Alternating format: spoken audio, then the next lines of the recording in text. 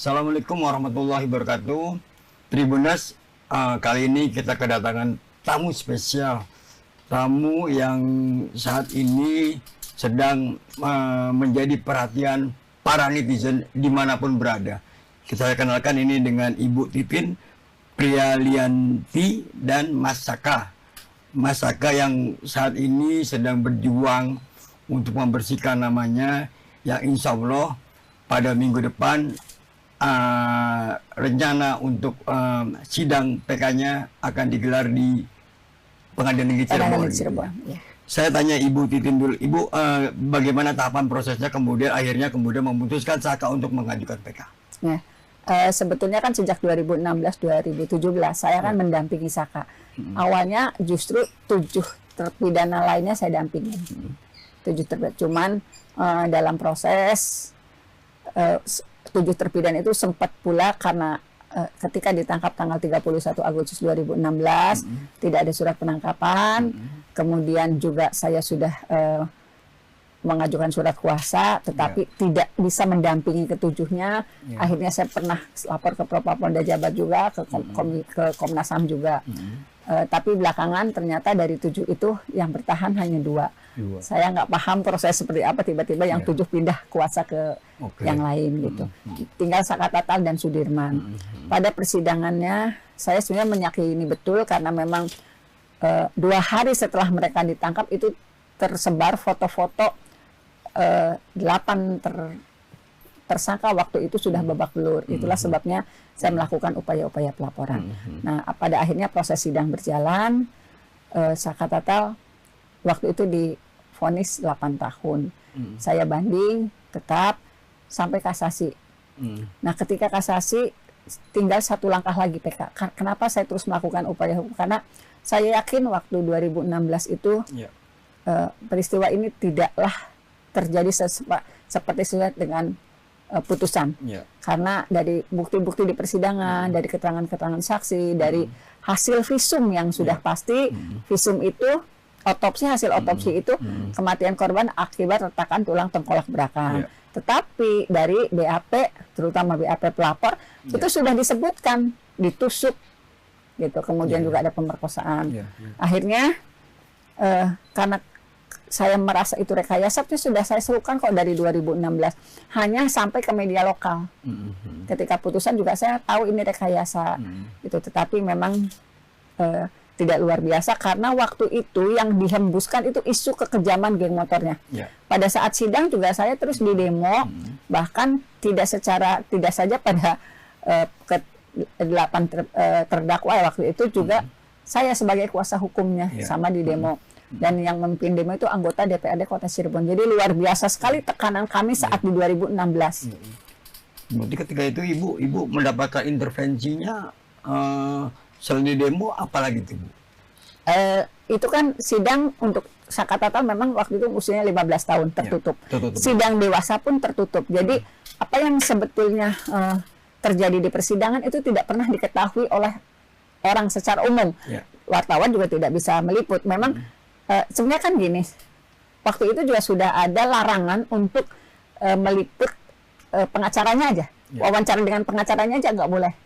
Kecuali silahkan di blow up ininya, yang penting kekejaman geng motor yang harus karena kan 8 terpidana terdakwa waktu itu dianggap geng motor gitu. Jadi memang kondisinya waktu sangat sulit, yang jangankan kita yang tidak itu gitu, orang yang tidak masuk dalam institusi sekarang gini, dari BAP pelapor ditusuk, kemudian dakwaan kematiannya karena luka tusuk di perut. Sementara hasil otopsinya retakan tulang belakang. Yang kita aneh kok jaksa bisa P21 sehingga sampailah ke persidangan gitu. Di persidangan sebetulnya sudah disampaikan, di situ terbukti sekali pada saat baju korban kan sebetulnya diperlihatkan pakaian yang warnanya, bahkan dokter waktu itu menjelaskan dengan rinci merek yang digunakan. Dan berulang kali saya tanya, apakah betul itu pakaian korban yang dikenakan? Betul gitu. Tetapi pakaian korban yang sebetulnya sempat dikuburkan bersama jenazah itu tidak ada sobekan di dada maupun di perut. Padahal kan dalam dakwaan jelas sekali sobekannya ada di tusukan di dada dan di perut. Gitu, ternyata tidak ada. Kemudian juga pada saat persidangan saksi yang dihadirkan itu anggota kepolisian yang pertama kali melakukan olah TKP. Di situ dijelaskan ada 20 sampai 30 cm bekas gesekan motor yang sama di median jalan. Kemudian ada daging yang tertinggal di baut penampang tiang PJU. Kemudian juga daging itu diduga dari salah satu korban karena waktu itu kaki salah seorang korban kan terluka dalam. Gitu. Sebetulnya hal itu sudah, tapi sayangnya majelis hakim juga mengabaikan keterangan dari anggota kepolisian yang pertama kali menemukan korban gitu dan mengevakuasi. Nah, pada akhirnya skala film viral apa yang terjadi di persidangan yang tidak didengar oleh majelis hakim, tiba-tiba saya dapat novum itu ada orang yang menyerahkan visual daging yang menempel di tiang PJU, baut tiang PJU. Kalau boleh tahu siapa tuh, Bu? Saya nggak bisa cerita lah orangnya. Ibu mengatakan mungkin Ibu bisa memberikan sekilas informasi terhadap novum yang Ibu siapkan, 5 novum ya kebetulan. Salah satunya tadi yang foto visual soal daging itu. Mungkin dari 4-nya lagi mungkin Ibu kira-kira. Sebenarnya gini, novum itu dalam memori PK lebih dari 10 gitu. Ya, tetapi saya berkontribusi kepada tim 5 novum yang sifatnya visual. Ya, visual itu artinya kan memang apabila disajikan di dalam persidangan itu bisa dilihat seperti apa sih bentuknya gitu. Seperti apa sih? Nah, itu akan memberikan gambaran yang jelas apakah betul terjadi pembunuhan dan pemerkosaan seperti yang tertuang dalam putusan terdahulu. Nah, itu yang ingin kita jelaskan lewat visual. Nah, karena visual ini ada beberapa macam gitu. Baik dalam salah satunya diantaranya itulah visual adanya daging di baut tiang penampang PJU. Dan PJU itu kan adanya di flyover Talun. Artinya ketika ada daging yang tertinggal di tiang, berarti korban dan darah korban kan adanya di situ. Seperti yang disampaikan oleh anggota kepolisian, darah itu hanya ada di bagian tubuh bawah korban dan ada di bagian tubuh korban laki-laki di flyover Talun. Apabila semua ada darah di situ, ada daging yang tertinggal di flyover Talun, jangan-jangan TKP-nya hanya itu. Iya, bukan 2 ya. Bukan pembunuhan yang di belakang showroom. Iya, betul. Gitu. Kalau misalnya pembunuhannya ditusuknya di belakang showroom, kenapa darahnya ada di flyover Talun? Karena darah itu menggenang betul di flyover Talun, dan itu saya dalam sidang berkali-kali menyatakan apakah ada ceceran darah lain selain nggak ada. Darah itu hanya di bagian tubuh laki-laki dan di dekat bagian tubuh perempuan. Kalau logikanya ketika misalnya kalau dalam tuntutan kan jelas sekali, korban lewat, dikejar sampai flyover Talun, dipukul, kemudian dibawa lagi ke showroom, dieksekusinya di situ. Masa sih nggak ada darah berceceran? Masa sih nggak ada polisi tidak bisa, misalnya penyidik waktu itu tidak bisa membuktikan ketika yang 11 itu ditangkap, 8 itu ditangkap, yang katanya 11 orang, masa sih nggak ada darah yang nempel di ketika membawa? Saya nanya nih, Bu, itu kan ada seorang polisi yang kemudian mengungkap di persidangan, cuman itu tidak menjadi pertimbangan hakim ketika dia menyatakan menemukan potongan daging itu. Sebetulnya itu nggak diajukan kembali di PK, Bu? Biasanya kan kalau itu kok yang sudah pernah dihadirkan di persidangan awal kan tidak. Tetapi saya sih beranggapannya gini, ini kan ada visual yang dulu tidak pernah dibuktikan. Nah, kita juga berharap kalau misalnya sekarang sudah begitu banyak saksi-saksi yang mencabut. Kalau dulu kan udah yakin nih pasti pembunuhan. Sekarang saksi-saksi termasuk saksi Dede yang menyatakan peristiwa kejadian itu tidak ada. Justru kami berharap kepolisian mengizinkan anggota yang dulu melakukan olah TKP untuk kembali hadir di persidangan. Itu targetnya sebetulnya seperti itu, supaya terang benderang kalau memang ini pengen dibuktikan, kan nanti pasti masalahnya ketika kita memohonkan anggota kepolisi yang dulu pernah memberikan keterangan di sidang pada saat persidangan terdahulu di 2016 minta dihadirkan kembali, kan persoalannya khawatirnya tidak mendapat izin. karena masih anggota aktif mungkin. Saya juga dari yang 4 orang itu apakah masih aktif? Saya juga belum ngelihat ininya sih. Selama ini belum nggak pernah berkomunikasi. Ya nggak pernah kan, nggak mungkin juga gitu berkomunikasi dengan. Siapa tahu dekat rumah atau gimana. Enggak. Saya ke Mas Saka nih. Mas Saka, minggu kemarin kalau nggak salah Mas Saka itu sempat melakukan mendatangi LPSK ya di Bandung ya untuk menjalani kalau nggak salah tes psikologi ya Bu. Iya, betul. Kalau boleh tahu apa sih yang tes psikologi yang dilakukan oleh Ngapain LPSK? aja di sana? Ngapain aja di sana Mas Saka? Ya suruh menggambar terus nulis ya, terus sama ngerjain soal tuh banyak banget. Jadi pusing sendiri tuh ngerjain tuh. Kayak mau masuk kuliah dong. Iya, kayak Bahasanya harus bahasa lagi. sederhana Mas. Jadi tuh ini ngerjainnya gimana nggak ngerti. Puyeng nggak? Ya puyeng Bu. Kamu gambar apa di sana? Ya rumah-rumahan aja biar simpel cepet. Rumah-rumahan. Iya. Oh. Apa? Apalagi terus ya? Belum Ya sama ini aja tuh, orang kebanjiran di rumah kebanjiran. Biar cepet aja yang simpel. Itu berapa jam itu? 13 jam. 13 3 jam. Suruh gambar. Ya sama ini apa tanya-tanya 2 minggu yang lalu sama 1 minggu yang lalu sama waktu di tahun 2016. 2016. Saya mau kembali nih. Mungkin Mas Aka masih ingat memorinya ketika masih bersama teman-teman di lapas itu, gimana sih saling curhatnya ketika masih berada di dalam tahanan? Waktu di Polda atau di mana? Kalau di Polda saya cuma berdua sama Eka ruangannya. Oke. Diapain di sana? Ya sama dipukulin sama kayak waktu di Cirebon, cuman di Polda itu sebentar. Terus juga Saka kan nggak lama juga di Polda. Setelah di Polda tuh Saka dipindah di lapas Sukamiskin. Lapas anak sih. Lapas ya. anak. Lapas anak kan berbeda. Berarti di lapas anak itu Saka sendiri ya tanpa Ya. Sendiri. ketika Mas Saka bebas kan kalau nggak salah di tahun 2016 ya. 2020. 2020, April 2020 Iya. Mas Saka bebas. Pernah nggak Mas Saka menjenguk kawan-kawannya? Belum sama sekali Belum pernah. sama sekali. Atau bertemu dengan keluarganya? Kalau bertemu sama keluarga yang masih di dalam sering ketemu. Sering ketemu. Apa kira-kira yang sering dibicarakan? Ya berbicara juga. Ya Saka juga kalau bertanya sama keluarga korban nangis. Oh iya. Iya. Jadi dijelasin tuh bahwasanya yang sebenarnya tuh Saka kan bercerita Saka nggak pernah melakukan, terus juga anaknya tidak pernah melakukan, nangis. Nangis. Gitu ya. Sampai sekarang Mas Saka kalau ketemu sama keluarga kawan-kawannya Mas Saka juga pasti akan sedih gitu ya. Iya. Gitu. Sekarang proses ini akan berjalan. Mas Saka sedang mencari keadilan. Apa yang Mas Saka persiapkan untuk menghadapi atau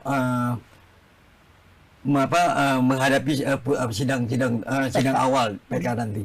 Yang penting Saka yang penting Saka tuh benar-benar emang jujur, tidak pernah melakukan apa yang dituduhkan. Terus Saka juga meyakini bahwa diri Saka ini tidak pernah melakukan apa yang dituduhkan. Sama yang 7 itu. Yang 7 terpidana yang masih dalam juga masih di dalam tidak pernah melakukan apa yang dituduhkan. Ini cerita sedikit. Kok tiba-tiba Mas Saka menjadi tertuduh kemudian ditangkap? Emang ketika itu Mas Saka sedang ada di mana sih? Cerita pas penangkapan. Waktu penangkapan sebenarnya Saka tuh baru bangun tidur sore. Baru bangun tidur. Main ke rumah nenek saya. Mm. Nggak berapa lama ada adiknya si Eka Sandi. Oke. Adiknya Eka Sandi itu disuruh ngisi bensin. Ngajak temen-temennya, yang lainnya minta dianterin. Temen-temennya itu nggak ada yang mau. Setelah ngajak temen-temennya nggak ada yang mau, terus ngajak Saka. Saka sebenarnya juga awalnya nggak mau. Terus Saka nyimpen HP. Terus itu lagi gimana mau enggak? Saka mikir-mikir 2 kali. Oh ya udah sekalian juga mau main bola juga. Oke. Nah, setelah itu langsung ke pom bensin. Setelah ngisi bensin, motornya minta dianterin ke Eka Sandi yang punya motornya. Pas mau dianterin di depan SMP 11, Saka baru nyampe situ, Eka Sandi sama temen-temennya tuh lagi ditangkepin sama polisi. Sudah ditangkap. Iya. Jadi dia bawa motor nyamperin polisi. Ke situ di SMP 11 tuh nyamperin Eka Sandi karena ada tujuan mau ngasih Ngasih motor. Jadi pas baru nyampe keadaan motor masih jalan, langsung disikat dari belakang, langsung dibawa masuk mobil. nggak ada ngomong apapun, penjelasan apapun nggak ada. Dari situ Saka tidak sempat untuk pulang ke rumah lagi. Enggak, Langsung nggak pulang-pulang. langsung nggak pulang-pulang sampai 3 tahun 8 bulan. Gitu ya. Bu Titin, ini kalau boleh bertanya, ini rencana PK itu memang sudah dipikirkan matang sebelumnya atau pasca pra peradilan dimakan oleh Peggy? Jadi kalau sebetulnya rencana PK itu kan viral. Oke. Nah viral, kemudian tiba-tiba ada gitu teman-teman media di Cirebon, Mbak Titin itu film kayaknya nggak bener deh, masa sih ceritanya begitu gitu. Mbak Titin kan yang ngerti, oh ngaco, saya bilang dulu kemana aja, sekarang saya didorong-dorong suruh suruh menghantar film itu, saya bilang enggak lah, saya bilang. Nah tiba-tiba memang ada podcast yang bertelepon ke saya, Mbak Titin gini, tahu dari mana? Semua wartawan bilang sebetulnya yang tahu masalahnya itu Mbak Titin yang ada di dalam, bahasa mereka gitu. Terus saya suruh nonton film apa gitu.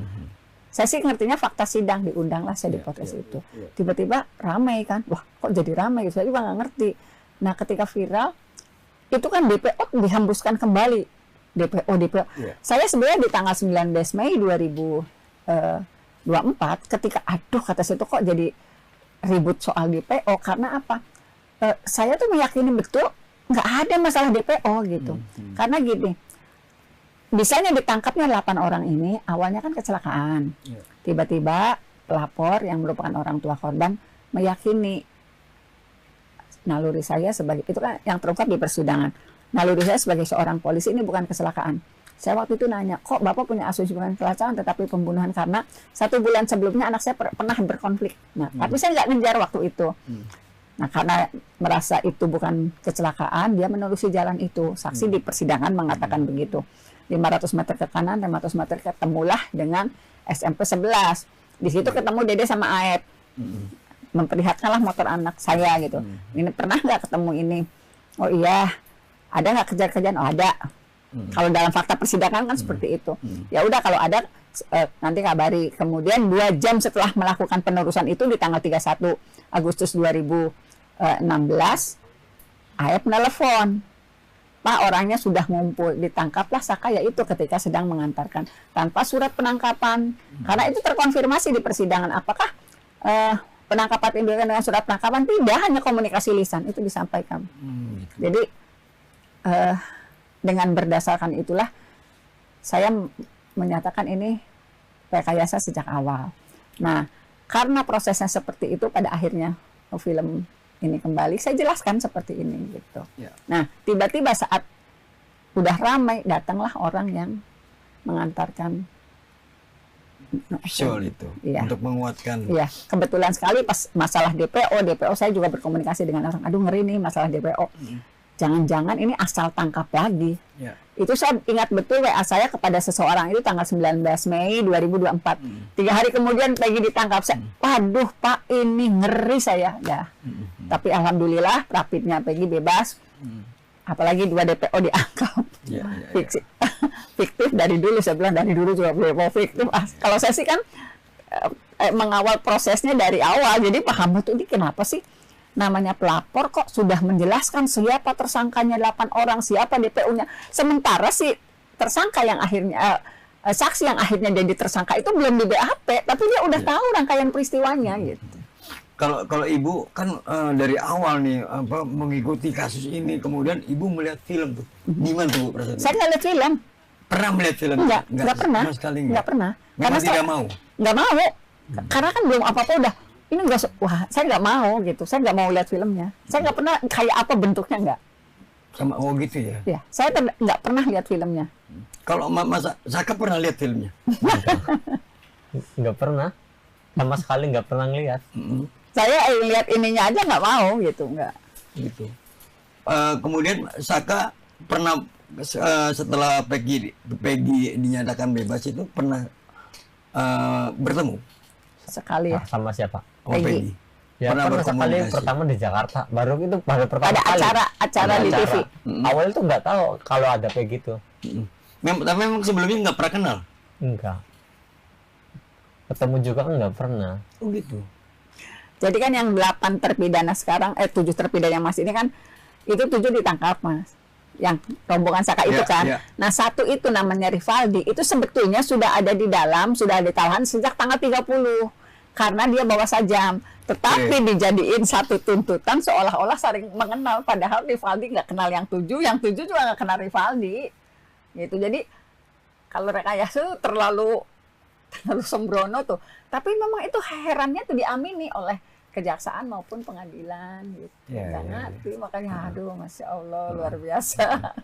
Oke, harapannya Ibu Titin nih, ketika proses ini berjalan, kemudian kita tidak bisa mendahului apakah nanti kemudian tahapan berikutnya, apakah ini juga akan berimbas kepada teman-teman Saka yang masih sekarang ditahan? Ya sebenarnya PK Saka Tatal insya Allah dikabulkan karena saya yakin sekali sekarang perhatian sudah begitu luar biasa. Masyarakat juga sudah menyadari sebetulnya ada apa sih yang terjadi di 2016 yang mengakibatkan 8 terpidana mengalami hal yang seharusnya tidak diterima oleh mereka. Tetapi kan legal formalnya kan harus tetap ditempuh. Misalnya Saka dikabulkan, kan ini nomor perkaranya beda-beda. Beda-beda. Nomor perkara Saka, nomor perkara Rivaldi dan Eko, dan nomor perkara 5 lainnya. Harapannya Saka gimana? Ya, kalau harapan Saka sih nggak ribet-ribet amat Pak. Yang penting nama Saka dipulihkan lagi seperti dulu lagi, sama yang 7 yang di dalam tuh keluar semua. Saka tuh nggak minta apa-apa, cuma minta itu aja. Minta itu aja ya? Karena merasa ini ya, merasa tidak. Jadi gimana ya, kalau Saka sih nggak minta yang aneh-aneh, jadi Saka mintanya yang simpel-simpel aja, yang aneh-aneh tuh belum tentu dikabulkan. Ada dendam nggak sih Saka? Ya kalau ditanya ada dendam atau enggak, ya pasti ya kalau yang suruh mengingat-ingatkan Saka ada. Sedih ya? Ya bukan sedih lagi, sudah tidak melakukan, suruh mengakui, disiksa lagi. Untuk agar tidak mengingat-ingat itu lagi, apa biasanya yang Saka lakukan? Ya main aja, jadi disupport sama kakak. Yang penting tuh jangan nonton yang aneh-aneh. Kalau main HP, game aja. Jadi kalau Saka kan sehari-harinya kalau lagi ada di rumah nggak kerja, Saka tuh mainan game. Main game. Iya. Tribuners ini Saka ini katanya hobi main layangan. Kalau kata kakaknya, layangannya jago nih, suka menang katanya. Gitu ya Saka ya? Iya. Memang dari kecil ya? Dari kecil. Main bola juga? Dulu suka main bola, cuman semenjak ditangkap polisi udah nggak aktif main bola lagi. Kenapa? Emang ada cacatnya apa? Ya bukan ada cacatnya, capek, nggak ada hasilnya. Capek? Buang-buang tenaga. Buang tenaga ya? Apa masih mending kerja cari uang daripada capek-capek main bola. Oh gitu, cari uang ya? Iya. Suka bantu kakak? Jadi semenjak keluar dari penjara tahun 2020, Saka tuh emang jarang ada di Cirebon, jadi sudah kerja lagi.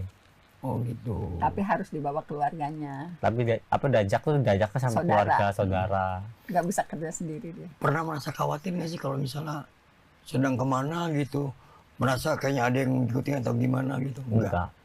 Sama sekali enggak. Enggak ya? Yang penting kondisi Saka tuh benar, terus enggak ada masalah sama siapapun. Saka tuh enda-enda aja. Yang penting kan Saka kan kondisinya emang jalannya bener lurus. Ya. Jadi ada orang yang nggak suka sama Saka juga sama, bodo amat. Emang Sakanya salah apa? Ya betul. Ini Saka kan sekarang jadi terkenal, kemudian di mana-mana pasti banyak yang ingin bertanya dengan Saka. Merasa terganggu nggak sih Mas Saka? Ya, jadi artis dadakan loh. Ya sebenarnya sih ya kadang-kadang ya kalau lagi beli jajan di warung aja tuh emang ada aja yang nanyain. Padahal masih kampung sendiri, bukan kampung orang lain. Ya. Ada aja yang nanyain. Ya nanyanya paling ini sebenarnya kayak gimana, terus minta foto. Ya kadang-kadang sih risih lah kalau orang mah. Ya. Lagi pengen beli jajan malah ditanyain. Yang Saka ingat pengalaman hidup yang paling berharga, yang positif tentunya ketika berada di dalam tahanan seperti apa? Ya ada bimbingan lagi. Jadi di dalam itu Saka tuh diwajibkan ikut sekolah. Di lembaga pemasyarakatan anak. Di Bandung, di LPKA. Itu diwajibkan sekolah. Jadi dulu kan Saka kan nggak sekolah, cuman sampai lulus SD doang. Jadi masuk SMP belum ada 1 semester Saka keluar. Ini sekarang ada rencana mau lanjut sekolah atau mau kuliah mungkin? Ya kalau rencana itu mah Saka nggak mikirin, yang penting kan Saka tuh pengen fokus kerja aja. Fokus kerja. Iya. Emang rencananya mau jadi apa sih misalnya? Ya rencana mah kalau ada modal mah pengen buka usaha sendiri. Mm-mm. Cuma kan nah, kalau orang pengen usahakan yang modalnya cukup lah, harus gede. Pengen jadi pengusaha. Ya kalau ada modalnya juga pengen. Oh, Yang sekarang Saka fokuskan ya sidang ini, terus buat kedepannya buat nyenengin gimana caranya buat ngebanggain mama, itu aja. Alhamdulillah. Amin, amin. Oke. Bu Titin, mungkin ini menjadi pertanyaan pamungkas buat dari saya. Kira-kira apa harapan Ibu kalaupun nanti ini PK dimenangkan oleh Saka?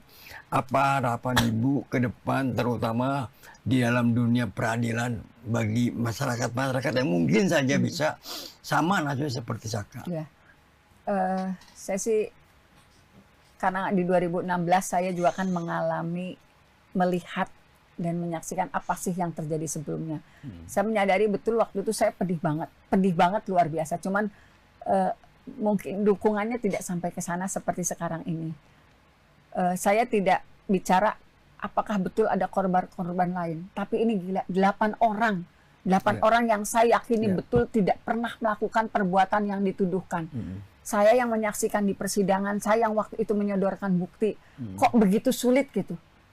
Karena apa? Ini jangan-jangan karena mereka orang miskin, karena mereka kuli bangunan gitu. Jadi ngenes banget nasib orang miskin ketika misalnya dia menyatakan kebenaran itu, mencari keadilan itu begitu sulit. Dan mudah-mudahan itu tidak terjadi lagi. Ini yang terakhir kalinya.